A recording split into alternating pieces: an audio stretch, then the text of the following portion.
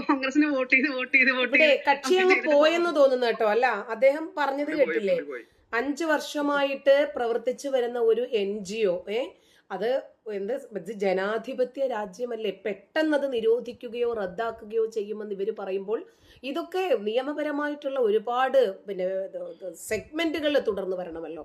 പെട്ടെന്ന് ഇത് സാധാരണയായിട്ട് ഒരു ഒറ്റ രാത്രി കൊണ്ട് രാവിലെ എഴുന്നേറ്റിട്ട് നരേന്ദ്രമോദി വിചാരിക്കുവാണ് എന്നാ പിന്നെ അവരുടെ NGO അങ്ങോട്ട് ക്യാൻസൽ ചെയ്തേക്കാം, അങ്ങനെ വിചാരിച്ചിട്ട് ചെയ്യുന്നതല്ലല്ലോ. ഇതിനകത്ത് വർഷങ്ങളായിട്ട് ഇവർക്കിത് അറിയാത്തോണ്ടല്ലേ, ഇവർക്കിത് അറിയാം. കാരണം എന്താണെന്നറിയോ, ഇത് ഇന്ത്യയിൽ ആദ്യമായിട്ട് ഒരു പുതിയ നിയമം ഉണ്ടാക്കുന്നതല്ല. ഒരു ട്രസ്റ്റോ, അതായത് ഇവരെല്ലാം ട്രസ്റ്റുകൾ രജിസ്റ്റർ ചെയ്തിട്ട് അതിന്റെ അടിയിൽ സ്ഥാപനങ്ങൾ ഓടിക്കുന്നവരാ. സൊസൈറ്റികൾ രജിസ്റ്റർ ചെയ്തിട്ട് അതിനടിയിൽ സ്ഥാപനം ഓടിക്കുന്നവരാ. നോൺ പ്രോഫിറ്റ് കമ്പനി, പഴയ സെക്ഷൻ 8 കമ്പനി രജിസ്റ്റർ ചെയ്തിട്ട് നോൺ പ്രോഫിറ്റ് ആയിട്ട് ഓടിക്കുന്നത്. ഇതിന്റെ എല്ലാം നിയമം എന്താന്ന് വെച്ച് കഴിഞ്ഞാൽ ആ പൈസയും അതിന്റെ സ്വത്തും, ട്രസ്റ്റ് ആണെങ്കിലും സൊസൈറ്റി ആണെങ്കിലും, ഈ സ്വത്തുകളെല്ലാം ഇതിന്റെ ഉടമ യഥാർത്ഥത്തിൽ ഇന്ത്യൻ പ്രസിഡന്റ്, അതായത് ഇന്ത്യൻ ഗവൺമെന്റ് ആകുന്നു. ഇവർ ഈ പറഞ്ഞ ട്രസ്റ്റികളോ സൊസൈറ്റിയിലുള്ളവരോ ഈ സ്ഥാപനം എന്ത് കാര്യത്തിന് വേണ്ടി ഉപയോഗിക്കാൻ ഉദ്ദേശിച്ച് സ്ഥാപിക്കപ്പെട്ടോ അതല്ലാതെ എന്തെങ്കിലും വക മാറ്റി ചെലവഴിച്ചാൽ ഇന്ത്യൻ ഗവൺമെന്റിന് ആ ട്രസ്റ്റിനെയോ അല്ലെങ്കിൽ സൊസൈറ്റിയോ പൂർണ്ണമായി പിടിച്ചെടുത്തിട്ട് അതേ പണി വൃത്തിയായിട്ട് ചെയ്യുന്ന മറ്റൊരാൾക്ക് ഏൽപ്പിച്ചു കൊടുക്കാനുള്ള അവകാശം ഇപ്പോഴും ഉണ്ട്. ഇവരിത് സ്ഥിരം ഡീൽ ചെയ്യുന്ന സാധനം, ഇവർക്കറിയാം ഇതെന്താന്നൊക്കെ. അല്ല, ഇവർക്കറിയാം, അതെനിക്ക് മനസ്സിലായിട്ടുണ്ട്. ഇപ്പോ ഇദ്ദേഹം പറഞ്ഞതിനനുസരിച്ചിട്ടാണെങ്കിൽ വർഷങ്ങളായിട്ട് പ്രവർത്തിക്കുന്ന ഒരു സംഘടന പെട്ടെന്ന് തന്നെ അവരെ അങ്ങോട്ട് ക്യാൻസൽ ചെയ്യാൻ പറ്റും. വാർഷിക റിട്ടേൺ കൃത്യമായിട്ട് ഫയൽ ചെയ്യണം, വിദേശത്ത് നിന്നുള്ള ഫണ്ടിന്റെ ഉപയോഗത്തിന് എന്തെങ്കിലും ക്രമക്കേട് കണ്ടെത്തണം, അതൊക്കെ ഇവർക്കും അറിയാം. FCRAക്ക് ഒരുപാട് മാനദണ്ഡങ്ങളുണ്ട്. അപ്പൊ ഇവരെന്തിനാ പേടിക്കുന്നത്? ആ മാനദണ്ഡങ്ങൾ ഇവരെ ലംഘിച്ചാൽ മാത്രമല്ലേ സർക്കാർ ലൈസൻസ് റദ്ദാക്കത്തുള്ളൂ.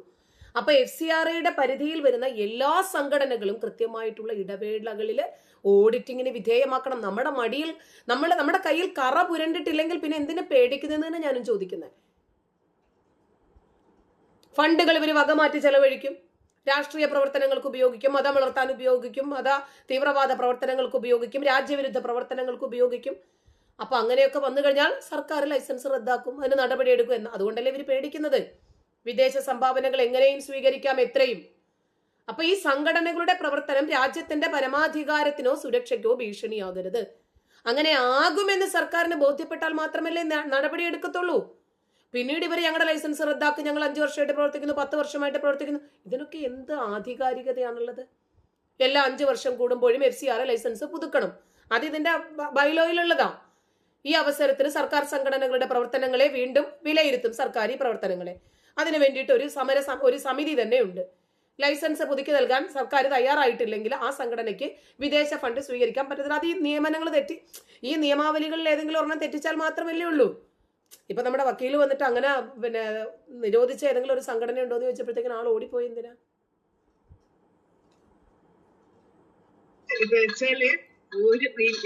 രാഷ്ട്രക്കാര്യത്തിന് ഇമാജിൻ ചെയ്തിട്ട് ഇവർ ഞങ്ങൾ അങ്ങനെ ചെയ്താൽ അതായിരുന്നു ഞങ്ങൾക്ക് ഏറ്റവും വലിയ വിഷമം. അതുകൊണ്ട് പ്രാവശ്യം ഞങ്ങൾ BJPക്ക് വോട്ട് ചെയ്യും. ഇവരുടെ വോട്ട് കണ്ടിട്ടാണെങ്കിൽ FCRA നടപ്പിലാക്കാൻ പറ്റില്ല എന്നൊക്കെ പറഞ്ഞാലേ അങ്ങനത്തെ ഗവൺമെന്റ് കോൺഗ്രസ് ആണ്. അവരെ പ്രേരിപ്പിച്ച് ഇവരെ പ്രേരിപ്പിച്ച് വോട്ട് കിട്ടുക എന്ന് മാത്രം ആണ് ജയിക്കുക, പിന്നെ ബാക്കി കള്ളത്തരം ചെയ്യാന്നുള്ള ഒരു ആറ്റിറ്റ്യൂഡുള്ള ഗവൺമെന്റ് ആയിരുന്നു ഇത്രയും കാലം ഭരിച്ചിരുന്നത്. ഇന്നത്തെ ഗവൺമെന്റ് എന്ന് വെച്ചാൽ 100% സിൻസിയറായിട്ട് എങ്ങനെ രാജ്യസുരക്ഷ വർദ്ധിപ്പിക്കാം, എങ്ങനെ രാജ്യത്തിലെ ജനങ്ങളിലെ ബെനിഫിറ്റ്, ഓരോ ജനങ്ങൾക്കും എങ്ങനെ ഇത് അവരെ സ്വാസ്ഥ്യമായിട്ടും സുഖമായിട്ടും അസുഖങ്ങളില്ലാതെയും അതുപോലെ വീടും ഇങ്ങനെയൊക്കെ അങ്ങനെ ചിന്തിക്കുക 100% അതിനുവേണ്ടി വർക്ക് ചെയ്യുന്നവരാണ്. അപ്പൊ അങ്ങനെയുള്ള സമയത്ത് ഈ പല സമയത്ത് ഇവര് മാവോയിസ്റ്റിനെ മുഴുവനും എലിമിനേറ്റ് ചെയ്യാണ് അമിത്ഷാ ചെയ്യുന്നത്. അവരെ മുഴുവനും പിടിച്ചത് മാവോയിസ്റ്റുകൾ ഒരുപാട് പേര് സറണ്ടർ ചെയ്തിട്ടുണ്ട്. അപ്പം അവര് വന്ന് ഇൻഫർമേഷൻ കൊടുത്തത് വ്യക്തമായിട്ട് അവർക്ക് അറിയുമല്ലോ. ഈ സറണ്ടർ ചെയ്തിട്ടുള്ളവരൊക്കെ എന്തൊക്കെയാണ് നടന്നത്, ആരൊക്കെയാണ് ഫണ്ട് കൊണ്ട് തന്നിട്ടുള്ളത്, അവരെന്തൊക്കെയാണ് കാണിച്ചത്. അതുപോലെ തന്നെ പല നോർത്ത് ഇന്ത്യൻ കാർഡ് ഇങ്ങനത്തെ കാർഡുകളിലൊക്കെ മിഷണറീസ് ഒക്കെ പോയിട്ട് ഈ മാവോയിസ്റ്റുകളെയാണ് സഹായിക്കുന്നത്. ഇവര് മതപ്രവർത്തനം എന്നുള്ള രീതിയിൽ പോകുന്നു, എന്നിട്ട് അവിടെയുള്ള മാവോയിസ്റ്റുകൾക്ക് പണം കൊടുക്കുന്നു. മറ്റേ ഒരു അദ്ദേഹത്തിന്റെ പേര് മരിച്ചുപോയില്ലേ, ഒരു സ്വാമി, അദ്ദേഹം ഉണ്ടായതില്ലോ തമിഴ്, അയാൾ മാവോയിസ്റ്റുകൾ, അയാളിനൊക്കെ ഇവരൊക്കെ വളരെ അയ്യോ പള്ളിയിലച്ഛനൊക്കെ ഒന്നേ എന്നൊക്കെ പറഞ്ഞു. അയാൾ വയസ്സായിട്ട് മരിച്ചതാണ്, അസുഖം ബാധിച്ചിട്ട് മരിച്ചതാണ്. പക്ഷെ അയാൾ അറസ്റ്റ് ചെയ്തിരിക്കാൻ പറ്റില്ല എന്ന്, അത്രയും അയാളുടെ ഇത് കണ്ടെത്തിയിട്ടാണ് അങ്ങനെ അറസ്റ്റ് ചെയ്ത്. അങ്ങനത്തെ വളരെ റെയറായ കേസ്, ആകെ ഒരു കേസേ പറയാനുള്ളൂ. അപ്പൊ FCR കൊണ്ടുവരുമ്പോൾ, ഫോറിൻ ഫണ്ട് കൊണ്ടുവരുമ്പോൾ വ്യക്തമായിട്ട് എവിടെയാണ് കൊടുത്തത്. അതിപ്പം പണിക്കാർക്ക് മുഴുവൻ കൊടുത്ത ദിവസം ഒന്നും പറയാൻ പറ്റില്ല. അപ്പൊ 20% ക്യാപ് പറഞ്ഞത് കൊണ്ടാണ് സ്റ്റാഫിനും അവിടെ കൊടുക്കാൻ ഇത്രേ പറ്റുള്ളൂ. ബാക്കിയുള്ളത് ഇവർ എന്തിനാണോ കൊണ്ടുവന്ന് ഉദ്ദേശിക്കുന്നത് അവർക്ക് കൊടുക്കണം, അത്രേ പറയുന്നുള്ളൂ. നിങ്ങൾ എന്തിനാണോ ഉദ്ദേശിക്കുന്നത് ആ സംഭവം ചെയ്തിരിക്കണം, അതിന്റെ കണക്ക് ബോധിപ്പിക്കണം എന്ന് പറയുമ്പം അത് പറ്റില്ല ഞങ്ങൾക്ക് എന്ന് പറയുന്നത് അവിടെയാണ് പ്രശ്നം. അങ്ങനെ പറ്റാത്തവര് സ്ഥാപനം നടത്തണ്ടെന്നേ, അത് പൂട്ടിപ്പോട്ടെ, ഇതിനിപ്പോ എന്താ പ്രശ്നം? പിന്നെ വിചാരം ഈ നാട്ടിലെ എല്ലാ പാവങ്ങളും ഞങ്ങളുടെ തലയിലാണെന്നൊന്നും ഇവർ ചിന്തിക്കേണ്ട ആവശ്യമില്ല. എല്ലാവരും ഞങ്ങള് മാത്രം നോക്കിയിട്ട് ഞങ്ങളിങ്ങനെ വളരെ പുണ്യമായ രൂപ വെക്കാൻ പറ്റില്ല, പരിശുദ്ധന്മാരാണ് അങ്ങനെയൊന്നും പറയേണ്ട ആവശ്യമില്ല. അത് നോക്കണേ, ആയിരക്കണക്കിന് NGO ഉണ്ട്, ആയിരക്കണക്കിന് NGOs ഇവിടെ ഉണ്ട്, നമുക്കറിയാം. പക്ഷെ നമുക്കറിയാം വയസ്സായ ആൾക്കാരെയൊക്കെ നോക്കുന്ന സിസ്റ്റേഴ്സിന്റെ ഒക്കെ അങ്ങനത്തെ സ്ഥാപനങ്ങളുണ്ട്, വളരെ നല്ലതാണ് അവരും നോക്കാൻ പറ്റാത്തവര്. പക്ഷെ എമൗണ്ട് പൈസ കൊടുത്തിട്ടാണ് അവർ നോക്കുന്നത്. ഒരു സ്ഥാപനത്തിൽ ഞാൻ അവിടെ അവര് മകള് അമേരിക്കയിലാണ്. അപ്പൊ ഇവർക്ക് അച്ഛനും അമ്മയ്ക്കും മാനസിക അസ്വസ്ഥത ഉണ്ടായിരുന്നു. അപ്പൊ എവിടെയും വിട്ടുപോകാൻ പറ്റില്ല. അപ്പൊ അവിടെ കൊണ്ട് കൊടുക്കുന്നു, പൈസയും കൊടുത്തിട്ടാണ്. അപ്പൊ ഗവൺമെന്റ് ഒരു തുക അവർക്ക് കൊടുക്കും, കേരള ഗവൺമെന്റും കൊടുക്കും നോക്കാൻ. അതാണ് NGO. പിന്നെ ഇവര് ഫോറിൻ ഫണ്ട് സ്വീകരിക്കും. അപ്പൊ ഈ ഫോറിൻ ഫണ്ടും സ്വീകരിക്കുന്ന ഇതൊക്കെ ഒരു ടെസ്റ്റ് കണക്ക് കൊടുത്താൽ പോരെ, എന്താണ് ഇങ്ങനെ ഞങ്ങൾ ചെയ്തു, ഇതാണ് സംഭവം, ഇത്രയും കണക്ക് ഇവിടെ നിന്ന് പണം നമുക്ക് ഇവിടെ കിട്ടിയിട്ടുണ്ട്, ഇത്ര കിട്ടിയിട്ടുണ്ട്, പെർ ഹെഡ് നമ്മൾ ഇങ്ങനെയുണ്ട്. ഇത് കണക്ക് ബോധിപ്പിക്കുന്ന ആർക്കെങ്കിലും പ്രശ്നമുണ്ടോ? ബോധിപ്പിക്കാൻ പറ്റില്ല എന്ന് പറയുമ്പോൾ അവര് എമൗണ്ട് എവിടെയോ കൊടുത്തിട്ടുണ്ട്, ജിഹാദികൾക്ക് കൊടുത്തിട്ടുണ്ടോ, വേറെ NGOസിന് കൊടുക്കാൻ പാടില്ല എന്നാണ് നിയമം. വേറെ NGOകൾക്ക് കൊണ്ടുവന്നിട്ട് വേറെ NGOക്ക് കൊടുക്കാൻ പാടില്ല, നിങ്ങൾ കൊണ്ടുവന്ന് അതേ പർപ്പസിന് യൂസ് ചെയ്യണം. അപ്പൊ അതൊക്കെ ആകുമ്പോ എന്തോ പ്രശ്നം ഇവർക്കുണ്ട്, അതുകൊണ്ടാണ് ഇവര് അതിനെ കടന്ന് പറയുന്നത്.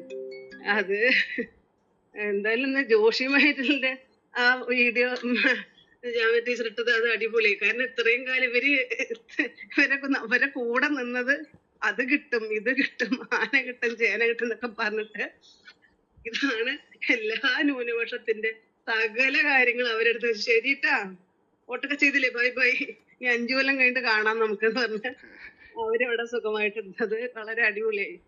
ജോഷി തോന്നുന്നേ പുള്ളി സംസാരിച്ചത് വരെ സമൂഹത്തിൽ വില പോയതുകൊണ്ടാണ്, വേറെ പ്രശ്നമൊന്നും ഉണ്ടെന്ന് എനിക്ക് തോന്നുന്നില്ല. അതായത് പുള്ളി ഇതിന്റെയൊക്കെ പുറകെ നടന്ന് പിന്നെ ഇവർക്ക് വോട്ട് ചെയ്യൂന്നും പറഞ്ഞ് അവസാനം അവർ ഭരണത്തിൽ വന്നപ്പം മക്കഫായപ്പം നാട്ടുകാരുടെ ഇടയ്ക്ക് വില പോയി പുള്ളിയുടെ. അതുകൊണ്ടാണ് ഇങ്ങനെ നടന്നു കാര്യമാണ്. അല്ലെങ്കിൽ പിന്നെ ഈ കോൺഗ്രസിന്റെ പുറകെ നടക്കേണ്ട ആവശ്യമില്ല. അതിന് ഇദ്ദേഹം മാത്രം ഇങ്ങനെ പറഞ്ഞിട്ടുള്ളൂ, ബാക്കിയുള്ള അച്ഛന്മാർക്ക് പിന്നെ എങ്ങനെ ആയാലെന്താ ആയില്ലെങ്കിൽ എന്താന്നുള്ളവരെ. ന്യൂനപക്ഷത്തിൽ 100 സീറ്റ് ഉണ്ടെങ്കിൽ 100 ന്യൂനപക്ഷം മുസ്ലിം കൊണ്ടുപോയാലും ഞങ്ങൾക്ക് എന്താന്നുള്ള രീതിയിലാണ് വേറെ പള്ളിയിലച്ഛന്മാര്. അല്ല, ഇതിപ്പോ ഇന്നത്തെ മാത്രം പ്രശ്നമല്ലല്ലോ ഇത്. ന്യൂനപക്ഷ ക്ഷേമത്തിന് വേണ്ടിയുള്ള സർക്കാർ പദ്ധതികള് ഒരു പ്രത്യേക സമുദായം, അതായത് മുസ്ലിം സമുദായത്തിലേക്ക് മാത്രം കേന്ദ്രീകരിക്കപ്പെടുന്നു എന്ന ആരോപണം വലിയ രൂപത്തിൽ നമ്മൾ ചർച്ച ചെയ്യപ്പെടുന്ന കാര്യമല്ലേ. ഇത് ഇന്നും ഇന്നലെയും തുടങ്ങിയതല്ല.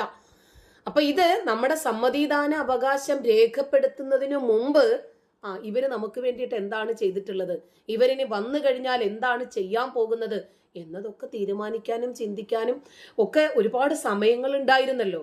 അപ്പോ മതേതരത്വത്തിന്റെയും നീതിയുടെയും അടിസ്ഥാനത്തിൽ എങ്ങനെയായിരിക്കും മുന്നോട്ട് പോകുന്നത് എന്ന് നമുക്ക് അറിയാമായിരുന്നല്ലോ. മതേതര രാഷ്ട്രമാണ് എന്ന് അവകാശപ്പെടുന്ന ഈ രാജ്യത്ത്, ഈ സംവിധാനത്തില് പ്രത്യേകിച്ച് ന്യൂനപക്ഷം എന്ന വാക്കിന് ഭരണഘടനാപരമായ പ്രത്യേകമായിട്ടുള്ള അർത്ഥങ്ങളുണ്ട്. അത് മുസ്ലിങ്ങൾക്ക് വേണ്ടി മാത്രമായിട്ട് ഇവരെടുത്തിട്ടുണ്ടെങ്കിൽ പോലും നമ്മളുടെ ഭരണഘടനയിൽ എന്താ ഉള്ളത്? എല്ലാ മത ന്യൂനപക്ഷങ്ങളും, ക്രിസ്ത്യൻ, ജൈന, സിഖ്, ബുദ്ധ, പാഴ്സി, ഇവർക്ക് എല്ലാവർക്കും തുല്യ അവകാശമുണ്ട്. പക്ഷെ അത് എന്തുകൊണ്ട് ലഭിക്കുന്നില്ല എന്ന് ഇവർ ചിന്തിക്കണമായിരുന്നു നേരത്തെ.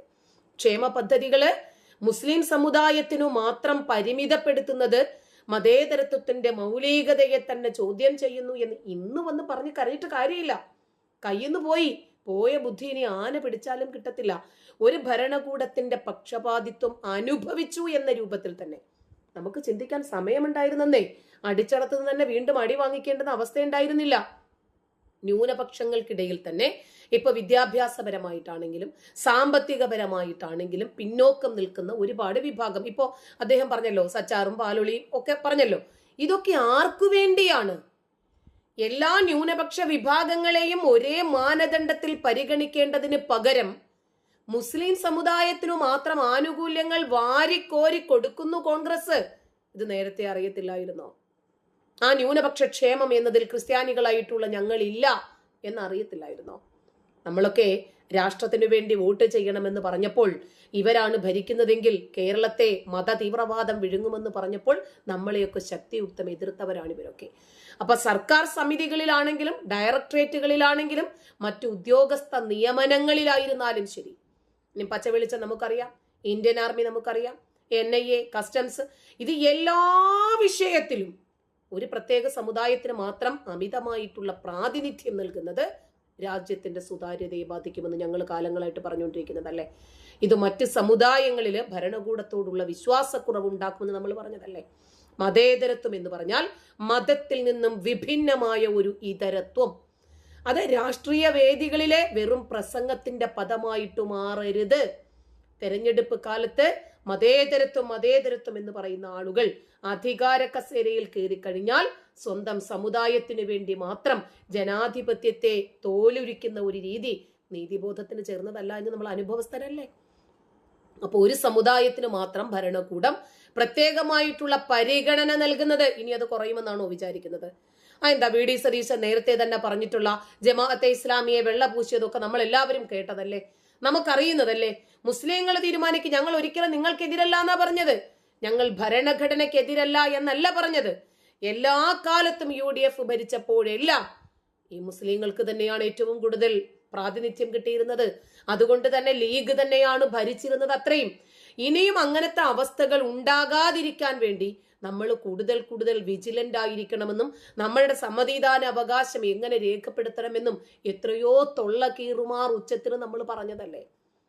അപ്പൊ എന്നിട്ടും അതൊന്നും കേൾക്കാതെ തെരഞ്ഞെടുപ്പ് വന്ന സമയത്തു മാത്രം കോൺഗ്രസിനെ ജയിപ്പിക്കണമെന്ന് പറഞ്ഞു കൊടിപിടിച്ച് സ്വന്തം താല്പര്യങ്ങളൊക്കെ അവഗണിച്ചിട്ട് കോൺഗ്രസിനെ വിജയിപ്പിക്കുന്നതിനു വേണ്ടി അരയും തലയും മുറുക്കി ഇറങ്ങിയിട്ട് ഇപ്പൊ മുങ്ങിക്കറിയിട്ട് വല്ല കാര്യമുണ്ടോ?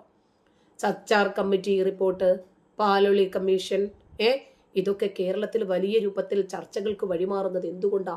മുസ്ലിം സമുദായത്തിന് മാത്രമായിട്ട് ആനുകൂല്യങ്ങൾ വാരിക്കോരിക്കൊടുത്ത് ഒരുപാട് പദ്ധതികൾ, സ്കോളർഷിപ്പുകൾ, KT ജലീൽ സഭയിൽ വായിക്കുന്ന നമ്മൾ കേട്ടതല്ലേ മദ്രസ അധ്യാപകർക്കുള്ള ആനുകൂല്യങ്ങള്. അപ്പൊ ഇതൊക്കെ നമ്മൾ കേട്ടിട്ടും വീണ്ടും ഇവരെ തന്നെ വിജയിപ്പിച്ച് അധികാരത്തിൽ കൊണ്ടുവന്ന് ഇരുത്തിയിട്ട് ഇനിയും നിങ്ങൾ എനിക്ക് ഇതാന്ന് പറഞ്ഞിട്ട് കാര്യമുണ്ട്? ഒരു മതേതര ജനാധിപത്യ രാജ്യത്ത് പിന്നോക്കാവസ്ഥയുടെ പേരിൽ ഒരു പ്രത്യേക മതവിഭാഗത്തിന് മാത്രം പ്രത്യേകത, അതോ ഒരു ന്യൂനപക്ഷമാണോ? നിർമ്മല കോളേജിൽ നമസ്കരിക്കാൻ സ്ഥലം വേണമെന്ന് പറഞ്ഞ കുട്ടികള് അവിടെ വിളിച്ച മുദ്രാവാക്യം എന്തായിരുന്നു? ഞങ്ങൾ മെജോറിറ്റി ആയില്ലേ. അലിയാർ കാസിമി ഉണ്ട്, ഒരു ചാനലിന് ഇന്റർവ്യൂ കൊടുക്കുന്നു. മുസ്ലിങ്ങളെ നമ്മൾ 27% കേട്ടോ, കേരളത്തിൽ നമ്മൾ ന്യൂനപക്ഷമല്ലാന്ന്. എന്നാലും ആനുകൂല്യങ്ങൾ വേണോ അല്ലേ? പ്രത്യേക കമ്മീഷനുകളും പദ്ധതികളും ഒക്കെ വരുമ്പോൾ ഭരണഘടനാപരമായിട്ടുള്ള തുല്യതയെ ലംഘിക്കുന്നതാണ്.